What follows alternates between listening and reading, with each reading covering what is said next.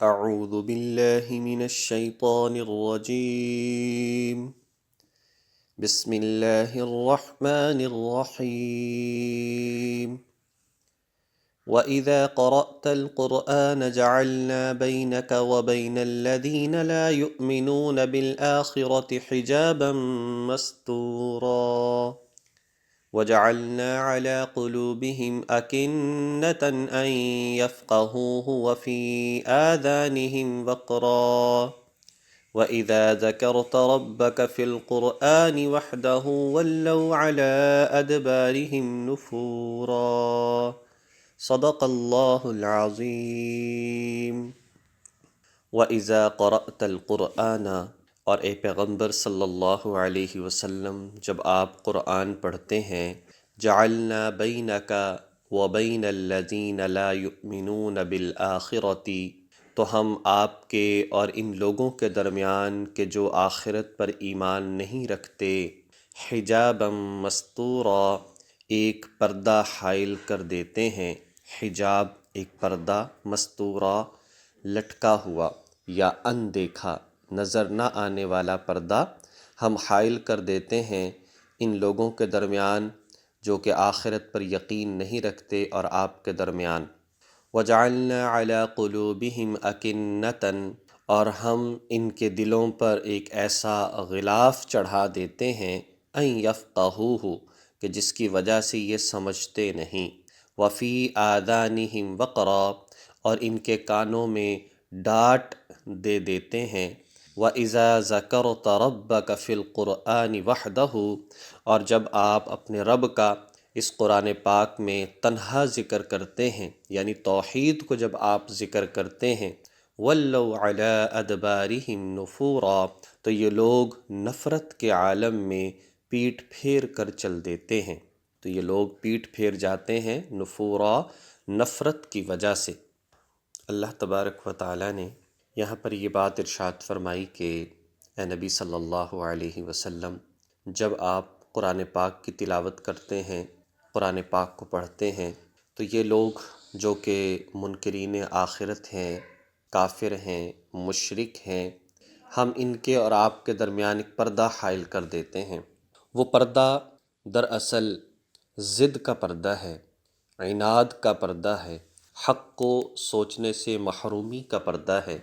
اللہ رب العزت ان پر ظلم نہیں فرماتے، بلکہ انہوں نے خود اپنے اوپر ظلم کیا ہے۔ اللہ تعالیٰ نے بار بار ان کو موقع عطا فرمایا،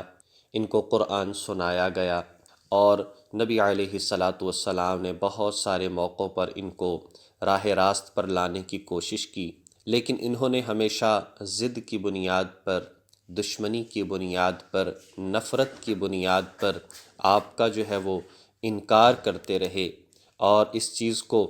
جو ہدایت کی بات تھی اس کو ٹھکراتے رہے۔ اس میں کبھی بھی یہ بات نہیں آنی چاہیے کہ جب اللہ نے پردہ حائل کر دیا ہے، جب اللہ نے ان کے دلوں پر غلاف چڑھا دیا ہے، جب اللہ نے ان کے کانوں میں ڈانٹ ڈال دیے ہیں، تو اس میں ان کا کیا قصور ہے؟ قرآن پاک میں دوسرے مقامات پر اگر دیکھا جائے تو خود یہ لوگ کہا کرتے تھے، قلوبنا فی اکنۃ، ہمارے دل جو ہیں وہ غلاف میں ہیں، فی آذاننا وقر،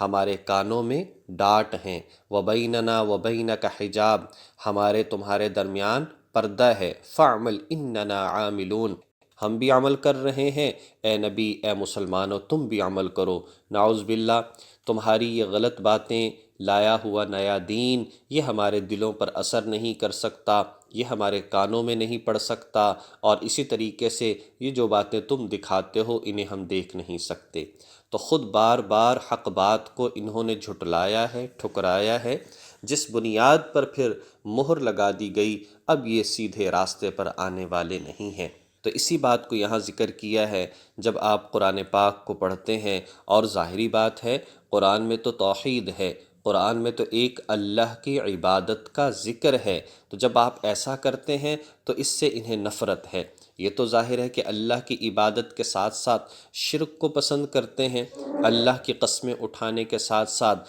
بتوں کی قسمیں بھی اٹھاتے ہیں، اللہ کی عبادت کے ساتھ ساتھ دیگر پیشوا جو انہوں نے بنا رکھے ان کی بھی عبادت کرتے ہیں، ان سے بھی مانگتے ہیں۔ تو جب آپ صرف اللہ کا ذکر کرتے ہیں تو یہ اس سے نفرت کرتے ہیں اور پیٹھ پھیر کر چل دیتے ہیں۔ نحن اعلم بما یستمعون بہ، ہمیں خوب معلوم ہے جب یہ لوگ آپ کی بات کان لگا کر سنتے ہیں، اذ یستمعون الیک، تو کس لیے یہ سنتے ہیں؟ اللہ فرماتے ہیں کہ ویسے تو سنتے ہی نہیں، لیکن چند ایک اگر کبھی کبھی یہ کان لگا کر سنیں، توجہ سے آپ کی بات کو سن بھی رہے ہوں، تو ہمیں خوب معلوم ہے کہ کس غرض کو لے کر سنتے ہیں۔ وَإِذْ هُمْ نَجْوَىٰ، اور ہمیں یہ بھی معلوم ہے جب یہ آپس میں سرگوشیاں کرتے ہیں، آپس میں باتیں کرتے ہیں۔ اِذْ يَقُولُ الظَّالِمُونَ، اور جو ظالم لوگ ہیں وہ کہتے ہیں إِن تَتَّبِعُونَ إِلَّا رَجُلًا مَسْحُورًا، کہ تم ہرگز اس کی پیروی مت کرنا جو شخص ایسا ہے جس پر جادو ہو گیا ہے۔ نعوذ باللہ، نبی علیہ السلام کے بارے میں کہتے ہیں کہ کبھی ایسے شخص کی اتباع اور پیروی مت کرنا جس پر جادو ہو چکا ہے۔ انظر کیف ضربوا لک الامثال فضلوا فلا یستطیعون سبیلا، دیکھو انہوں نے تم پر کیسے کیسے القابات جو ہے وہ ثابت کر رکھے ہیں۔ انظر، دیکھو، کیفا، کیسے، ضربوا، یہ ثابت کرتے ہیں، یہ ڈالتے ہیں، یہ کہتے ہیں لک الامثال، بہت ساری مثالیں، بہت سارے القابات، فضلوا، یہ راہ راست سے بھٹک چکے ہیں، فلا یستطیعون سبیلا، چنانچہ یہ راستے پر نہیں آ سکتے۔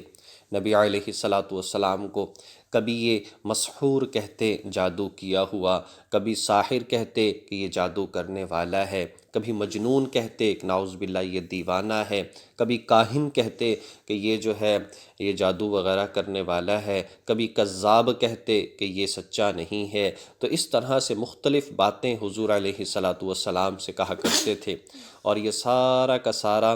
کس وجہ سے تھا؟ تو فرمایا یہ سب کا سب ضد کی وجہ سے تھا۔ اللہ نے ان پر جبر نہیں کیا، جبرن ایسا نہیں ہے، انہوں نے اپنی ضد کی بنیاد پر انہوں نے ان ساری باتوں کو قبول کیا ہے۔ جبرن اللہ نے ان کو ہدایت سے دور نہیں کیا، بلکہ انہوں نے خود دنیا کی زندگی کو پسند کیا اور دنیا ہی کو سب کچھ سمجھا، آخرت دائمی زندگی کو پس پشت ڈال دیا۔ ساری بات کا خلاصہ یہ نکلتا ہے کہ قرآن کریم تو سراسر ہدایت ہے، لیکن کن لوگوں کے لیے؟ جو اس میں محبت دکھانے والے ہوں، جو طلب دکھانے والے ہوں، اور جو اپنے دل دماغ کی کھڑکیاں کھول کر اس قرآن کو سننے والے ہوں اور آخرت کا یقین رکھنے والے ہوں، یقیناً قرآن کریم ان کے لیے ہدایت ہے۔ اور اللہ رب العزت نے جو ذرائع رکھے ہیں، فرمایا آنکھ ہدایت حاصل کرنے کا ذریعہ ہے، کان ہدایت حاصل کرنے کا ذریعہ ہے، اور اسی طریقے سے تمہارا دل